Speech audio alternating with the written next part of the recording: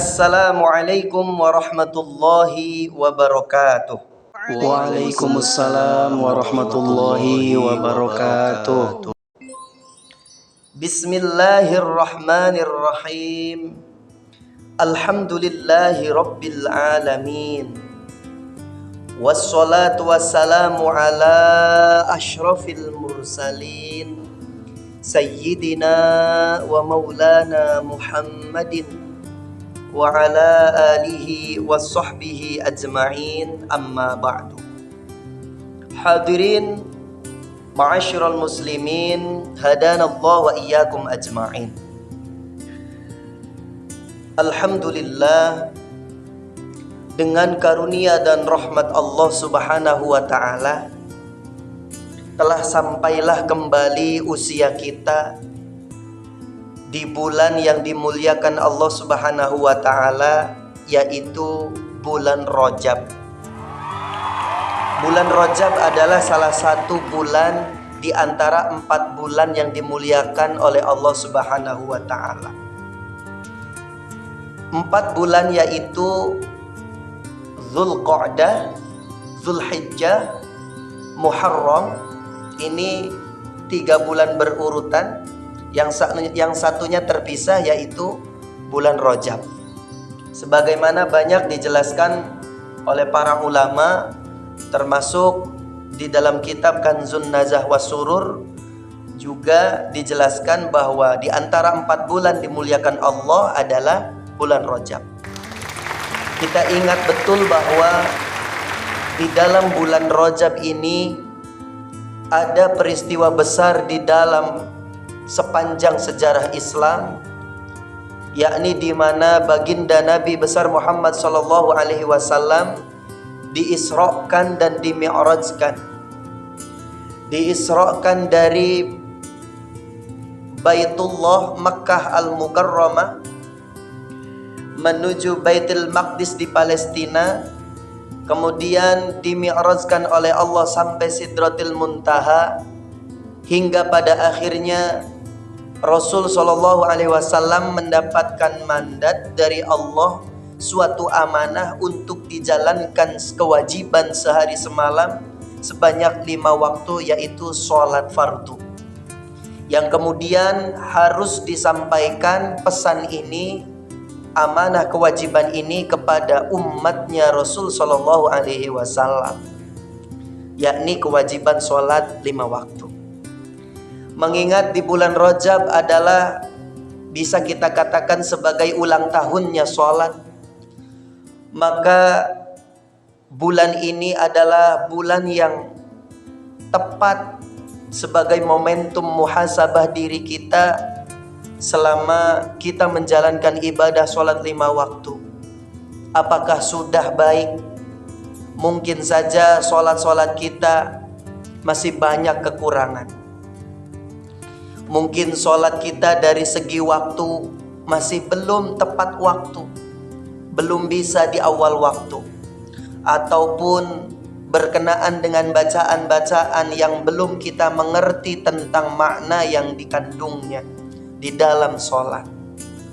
Maka dari itu sengaja saya coba hadirkan untuk bahan muhasabah diri kita semua, untuk bahan introspeksi diri kita semua, bagaimana kualitas ibadah sholat kita selama kita hidup mulai dari balik ini sampai kelak nanti kita dipanggil Allah subhanahu wa ta'ala. Mudah-mudahan dalam keadaan hamba yang senantiasa istiqomah, ya, menegakkan sholat 5 waktu dengan baik, sampai nanti pada waktunya kita dihisab, amal-amal kita yang lain ikut baik karena baiknya sholat-sholat kita.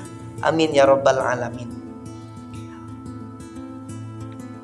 Kitab yang akan saya bacakan yaitu bernama kitab Arba'a Rosail, di mana di dalamnya memuat hadis-hadis Rasul Shallallahu Alaihi Wasallam berkenaan dengan sholat salah satunya. Baik, kita mulai. kajian tentang sholat. Selamat menyimak, semoga kita mendapat ilmu yang bermanfaat. Amin ya rabbal alamin. Bismillahirrahmanirrahim. Qala al-musannifu rahimahullahu ta'ala wa nafa'na bihi wa bi'ulumihi fid dharaini amin ya rabbal alamin. Kitab Arba'a Rasail ini ditaklif oleh Al-Imam Al-Allamah Ahmad bin Zaini Dahlan rahimahullah. Baik, bismillahirrahmanirrahim. I'lamu ma'asyiral ikhwani faqahanallahu wa iyyakum fid din. I'lamu waruhasira ma'asyiral ikhwani, hei golongan dulur-dulur kabeh, faqahana muga-muga ngeweruhaken, faqahana muga-muga ngemahamaken na ing isun sapa Allahu Gusti Allah, wa iyyakum lan ing iya panjenengan sedaya fid dini ing dalam agama. Kiai Musannif mengawali dengan kalimat basmalah, hamdalah dan sholawat. Kemudian dilanjutkan maqalnya bahwa ketahuilah wahai saudara-saudaraku, mudah-mudahan Allah Subhanahu wa taala memberi ilmu, memberi pemahaman kepada kita semuanya tentang perkara agama.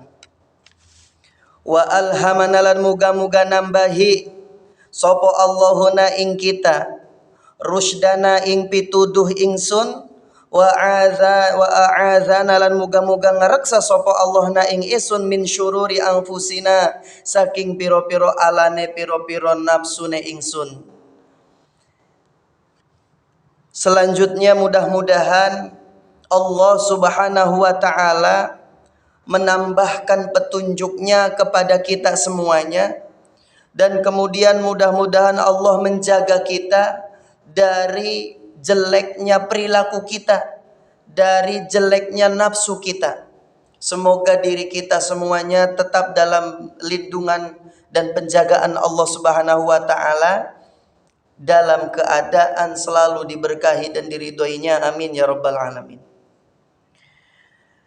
Anna sholata waruhasira ing satuhune salat, anna sholata ae i'lamu tegese weruhasira kabeh sesetuhune salat iku imaduddin, cagake agama. Faman aqamaha, sing sapa wonge jenengaken ha ing salat, faqad aqamaddin, mangka temen-temen jenengaken sapa man addina ing agama. Waman adha'aha, lan sing sapa wonge nyia-nyiaaken sapa man ha ing salat, faqad hadama, maka teman-teman ngerusak sapa man addina ing agama. Kiai Musannif melanjutkan maqalnya bahwa sesungguhnya salat merupakan tiangnya agama. Maka barang siapa orang yang menegakkan salat, berarti dia telah menegakkan agama. Dan barang siapa yang menyia-nyiakan salat, berarti dia telah menyia-nyiakan agama, bahkan telah menghancurkan, meruntuhkan agama, sesuai dengan hadis Rasul sallallahu alaihi wasallam. Kemudian wa anna min a'zamil masaibi, lan setuhune iku tetep setengah saking luwih gede-gedene piro-piro balai. Wa aqbahil qabaihi, lan luwih ala-alane piro-piro kaalaan. Wal ma'ayibi, lan piro-piro celah atau cacat, iku at-tahawunu, ngegegampang bis sholati ing sholat, wa tadhi'al jumu'ati, lan nia-nia akan sholat, wal jama'ati, lan piro-piro jama'ah. Allati rafa'a, kang ngeluhur akan sopo Allahu Gusti Allah biha sebab sholat, ad-darajati ing piro-piro derajat, wa kaffara lan nutupi sapa Allah biha sebab salat as-sayyiati ing piro-piro kaalaan, wa ta'abbadalan pada ibadah biha ing salat sapa ahlul ardi penduduk bumi, was samawati lan penduduk piro-piro langit. Masya Allah. Kiai Musannif melanjutkan bahwa sesungguhnya bagian dari lebih besar-besarnya musibah termasuk daripada sebesar-besarnya musibah dan termasuk sebesar-besarnya kejelekan, sejelek-jeleknya kejelekan dan aib atau cacat. Sebesar-besarnya musibah, sejelek-jeleknya kejelekan dan cacat atau celah, itu adalah orang yang at-tahawunu bis shalah, yang menggampangkan sholat, menganggap enteng sholat, yang menyia-nyiakan sholat. Wa tadhi'al jumu'ati, dan menyia-nyiakan sholat Jumat. Ya. Termasuk musibah terbesar adalah orang yang dimana orang tersebut menggampangkan sholat, menganggap remeh sholat, kemudian menyia-nyiakan sholat Jumat. Selanjutnya wal jamaat, dan menyia-nyiakan sholat berjamaah. Yang padahal allati rafa'allahu biha ad-darajat, padahal Allah Subhanahu wa ta'ala dari sebab sholat tersebut Allah akan mengangkat derajat orang yang menegakkan sholat. Kemudian wa kafara biha as-sayyi'at, Allah akan menutupi kejelekan-kejelekan orang yang menegakkan sholat, tetapi malah disia-siakan. At-tahawun bis shalah wa tadhi'al jumu'ah wal jamaah, malah disia-siakan sholat 5 waktu dan sholat Jumat serta sholat berjamaah. Padahal Allah akan mengangkat derajatnya orang yang menegakkan sholat, dan Allah akan menutupi kejelekan-kejelekan kita semuanya.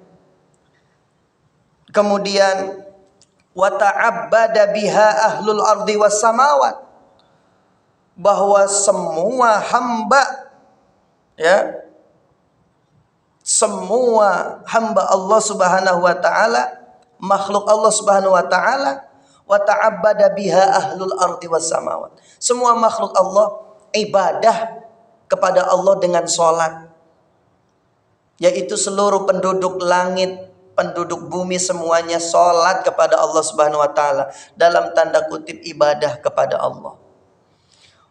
Buah-buahan, tanaman, pepohonan, bumi, langit, seisinya semuanya adalah ta'abbad. Ya, ta'abbada biha. Salat kepada Allah Subhanahu wa taala. Masya Allah. Ya, maka dari mukaddimah ini, penjelasan awal ini mengenai musibah terbesar adalah meninggalkan salat, meremehkan salat. Ya, musibah terbesar dan sejelek-jeleknya kejelekan, ya, dan sejelek-jeleknya kekurangan atau aib, cacat, adalah seseorang yang menggampangkan sholat, meremehkan sholat, dan menyia-nyiakan sholat Jumat, juga sholat berjamaah. Maka mudah-mudahan kita terhindar dari hal itu dan termasuk hamba Allah yang semakin hari semakin bagus sholatnya. Yang belum 5 waktu bisa dilengkapi lagi 5 waktu dengan sekuat tenaga, dengan keyakinan dan ketakwaan kita. Yang sholat masih kendor, belum tepat waktu, mudah-mudahan lebih baik lagi, ya, diupayakan dan diusahakan bisa di awal waktu. Ya, mudah-mudahan yang sholatnya masih belum khusyuk, mudah-mudahan dipaksa belajar konsentrasi ketika sholat, mengetahui makna-makna bacaan-bacaan yang terkandung di dalam sholat. Mudah-mudahan kita menjadi hamba-hamba yang istiqomah, ya, istiqomah di dalam iman, takwa, dan taat kepada Allah Subhanahu wa taala. Amin ya rabbal alamin. Selanjutnya, bait selanjutnya yaitu tentang wama yatrukus shalah. Ya, orang-orang yang meninggalkan sholat akan dijelaskan pada video berikutnya. Assalamualaikum warahmatullahi wabarakatuh.